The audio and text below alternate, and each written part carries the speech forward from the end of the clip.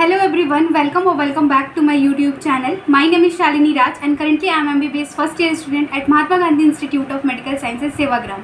So last का एक week बचा है अब नीट के लिए एंड मेरे से काफ़ी लोग पूछ रहे हैं कि लास्ट के टाइम पे आपके कितने स्कोर आते थे मॉक टेस्ट में, क्या आपका हमेशा 600 प्लस ही मार्क्स आता था. तो मैं आपको ये बताना चाहूँगी कि मेरा ऐसा कुछ नहीं था कि मेरे को लास्ट में सिर्फ 600 प्लस ही मार्क्स आते थे. कम मार्क्स भी आए हुए हैं मुझे एंड मुझे अभी भी याद है मेरे को लास्ट के टाइम पे मैं बहुत ज़्यादा रो रही थी. मेरे मार्क्स बहुत ही ख़राब आए थे एंड मेरे से बहुत ज़्यादा निगेटिव भी हो गया था एग्जाम में. मतलब सिली मिस्टेक मैंने बहुत ज़्यादा कर दिया था टेस्ट में एंड मैं रो रही थी एंड मैं अपनी एक फ्रेंड से बात कर रही थी. उसने मुझे इतना समझाया कि देखो अभी के टाइम पे मार्क्स मैटर करता है, लेकिन मार्क्स से भी ज़्यादा मैटर ये करता है कि आप अपनी एग्ज़ाम में गलतियाँ कितना कम कर रहे हो. सो अभी जो आप मॉक टेस्ट लगा रहे हो ना, उसमें आपके मार्क्स इसी बात पर डिपेंड करते होंगे कि आप गलतियाँ कितना कम कर रहे हो, आप सिली मिस्टेक कितना कम कर रहे हो. सो मार्क्स पे उतना मत जाओ, लेकिन अपनी गलतियों को देखो कि आप वो गलतियाँ ना कर रहे हो, मतलब वो क्वेश्चन ना गलत कर रहे हो जो आपको आता हो, जिसको हम सिली मिस्टेक बोल देते हैं, क्योंकि ये मार्क्स बहुत कम कर देता है. मैंने खुद ये सब चीज़ देखा है, क्योंकि जब मेरे नीट 2021 में 568 मार्क्स आए थे तो मैंने काफ़ी सारी सिली मिस्टेक्स की थी उसमें. इसलिए अभी जितने मॉक टेस्ट लगाओ उसमें आप ये एनालाइज करो कि आपसे सिली मिस्टेक ना के बराबर हो, उसको आप कम करने की कोशिश करो अभी लास्ट के एक वीक में एंड उस पर वर्क करो. दूसरी चीज़ कि मॉक टेस्ट कितना फ्रिक्वेंटली लगाना चाहिए. तो देखो मॉक टेस्ट आपको अगर आपसे डेली हो जाता है तो आप डेली लगाओ, वरना पहले के जितने मॉक टेस्ट है ना उसको ही आप अभी दोबारा देखो. मैं लास्ट के एक वीक में मैंने 1-2 ही मॉक टेस्ट नया दिया होगा जब लास्ट का एक वीक बचा हुआ था, और जितने पिछले मॉक टेस्ट पेपर थे ना मैंने सारा मॉक टेस्ट पेपर को मतलब लगभग मैंने 10 बार उसको देखा होगा. मैंने उस पर टिक मार्क कर दिया था कि कौन से क्वेश्चन मेरे से नहीं हुए हैं. मैं उस क्वेश्चन को ज़्यादा देखती थी और जो क्वेश्चन मेरे को आ जाते थे उस पर बस एक बार नज़र के सामने आ जाता था तो मेरे को पता लग जाता था ये मेरे से हो जाएगा. सो अभी जितना हो सके आपने जितना पहले के मॉक टेस्ट पेपर आपके पास होंगे उसको आप बार बार रिवाइज करो, क्योंकि क्या होता है कि आप जब रिवीजन करोगे तो वो क्वेश्चन आपके माइंड में रहेगा लास्ट तक.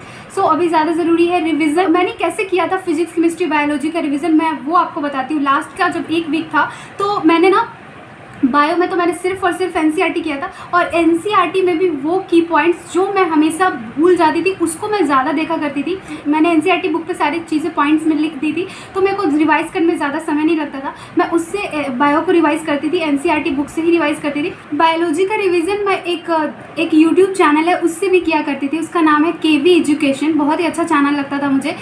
उसमें ना हर चैप्टर को एनसीईआरटी के हर एक चैप्टर को बहुत ही अच्छे से वो 1 घंटे में कंप्लीट, मतलब एनसीईआरटी हर लाइन को जो जो इंपॉर्टेंट है जहाँ से क्वेश्चन आ सकता था उसको वो बहुत अच्छे से पढ़ा देते थे, बता देते थे. तो मेरे को रिवीजन में बहुत कम समय लगता था. तो वो चैनल आप देख सकते हो. मैं उसका कोई प्रमोशन नहीं कर रही हूँ, मेरे को पर्सनली वो चैनल बहुत ही अच्छा लगा था, बहुत ही हेल्पफुल लगा था, इसलिए मैं आपको बता रही हूँ. तो उस चैनल का लिंक मैं इस वीडियो के डिस्क्रिप्शन में डाल दूँगी. मेरे को ऐसा लगता है हालांकि बहुत सारे बच्चे उनको जानते होंगे, फिर भी जिन लोगों को नहीं पता होगा वो जाके एक बार चेक कर लेना, आपको काफ़ी हेल्पफुल लगेगा. तो इस तरह मैं बायो का रिवीजन करती थी लास्ट का जब एक वीक था तो. एंड आप पूछोगे तो कितना बार रिवाइज़ किया था, तो मैंने बहुत बार रिवाइज़ किया है. मेरे को खुद एक एग्जैक्ट नंबर नहीं बता सकती मैं, लेकिन मैंने 10 से 12 बार रिवाइज़ ज़रूर किया होगा, उससे ज़्यादा ही होगा. तो आप मल्टीपल टाइम रिवीजन पे भी ध्यान दो अभी. एंड इसके अलावा फिजिक्स में मैंने सारे चैप्टर्स के शॉर्ट नोट्स बनाए हुए थे. मेरे पास सभी चैप्टर्स के शॉर्ट नोट्स थे, तो मैं शॉर्ट नोट्स से ही रिवाइज़ करती थी. एंड उसके अलावा क्वेश्चंस प्रैक्टिस मैं करती थी. तो PYQ लास्ट का जब एक वीक था तो PYQ और जो मेरे टेस्ट के क्वेश्चंस थे बस यही दोनों मैं सॉल्व करती थी फिजिक्स में. एंड रिवीजन के लिए जो शॉर्ट नोट्स था उसमें सारे फार्मूला थे मेरे, सारे जितने कॉन्सेप्ट हो सकते थे जहाँ से क्वेश्चन आ सकते थे वो सारा मैंने उसमें लिख रखा था, तो मैं उसी से रिवाइज़ करती थी. इसके अलावा जब केमिस्ट्री की बात करते हैं, केमिस्ट्री में भी मैंने सारे चैप्टर्स के शॉर्ट नोट्स बनाए हुए थे, फिजिकल के भी, इनऑर्गेनिक के भी एंड ऑर्गेनिक के भी, तो मैं उसी से रिवाइज़ करती थी. एंड इनऑर्गेनिक में सबसे ज़्यादा ज़रूरी होता है एनसीईआरटी, तो एनसीईआरटी से ही मैंने अपना शॉर्ट नोट्स बनाया था. उसके हर एक लाइन को पढ़ के एंड उससे ही मैंने अपना खुद का शॉर्ट नोट्स बनाया हुआ था, तो मैं उसी से रिवाइज़ करती थी.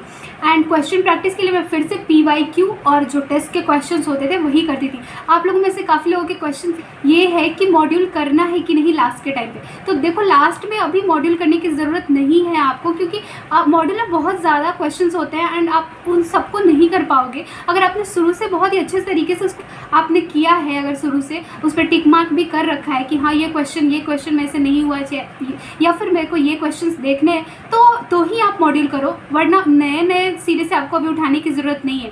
आपको जितने मॉक टेस्ट के पेपर है आप PYQ जितने हैं पिछले 10-12 साल के PYQ उन सबको कर जाओ अभी लास्ट के एक वीक में, और जितना बार हो सके उतना बार करो, मतलब मल्टीपल टाइम्स होना चाहिए इन सब चीज़ों का रिविज़न। सो मैंने यही किया था लास्ट के एक वीक में, मेरे से जितना बार हो सका मैंने सब चीज़ों का रिवीजन किया है, फिजिक्स केमिस्ट्री बायोलॉजी। एंड ऐसा नहीं था कि मैं बार बार सोर्सेज बदलती थी, सोर्सेज आपको नहीं बदलना है। लाइक आप जिस चीज़ से रिवीजन कर रहे हो उसी से स्टिक रहो लास्ट के नीट एग्ज़ाम तक। मतलब मैंने अगर शॉर्ट नोट्स से ही मैंने रिवीजन शुरू किया था तो लास्ट के दिन तक मैंने सिर्फ शॉर्ट नोट ही रिवाइज़ किया है। ऐसा नहीं कि बाद में मैं नोट्स खोल के बैठ के रिवीजन करने लगती थी, ऐसा नहीं था। तो जो चीज़ें आप शुरू करो ना उसी से लास्ट तक रिवाइज़ करो। तो एक मेरे पास एक क्रिस्प नोट था जो मेरा शॉर्ट नोट था, तो मेरे को काफ़ी ईजी पड़ता था बार बार फ्रिक्वेंटली रिवीजन करने के लिए। सो अगर आपके पास नहीं होगा तो आप मेरे टेलीग्राम चैनल एक बार चेक कर लेना, वहाँ पे आपको मिल जाएगा कुछ चैप्टर्स के। एंड कुछ चैप्टर्स के मैं भी अपलोड नहीं कर पाई हूँ, सो सॉरी, क्योंकि मैं हॉस्टल में वो मेरे सारे नोट्स घर पे है। लेकिन इस बार मैं सब कुछ लेके आने वाली हूँ, जब मैं घर जाऊँगी तो सारी चीज़ें मैं आपको टेलीग्राम पर प्रोवाइड करती रहूँगी। सो यही था मेरा लास्ट के एक वीक का कि मल्टीपल टाइम आपको रिवाइज़ करना है, आपको मॉक टेस्ट लगाना है तो उस पर अपने सिली मिस्टेक्स पे ध्यान देना है। एंड इसके अलावा आपको अभी अपनी हेल्थ की भी ध्यान रखने की बहुत ही ज़्यादा ज़रूरत है। लास्ट का एक वीक है गाइज, एंड बहुत ही ज़्यादा इंपॉर्टेंट होता है लास्ट का एक वीक।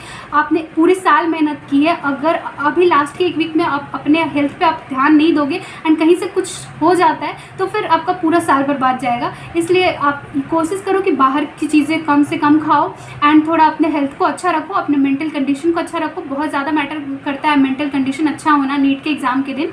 सो यही सब था। एंड कुछ भी निगेटिव मत सोचो, एकदम पॉजिटिव रहो, सब कुछ अच्छा होगा। अपने आप पे भरोसा रखो कि मेरा हो जाएगा, मैं सब कुछ अच्छे से कर रही हूँ और मेरा सिलेक्शन होने वाला है। बस ऐसा अपने अंदर सोच बनाए रखो। अगर कुछ भी आपको पूछना हो तो नीचे कमेंट सेक्शन में आप पूछ सकते हो।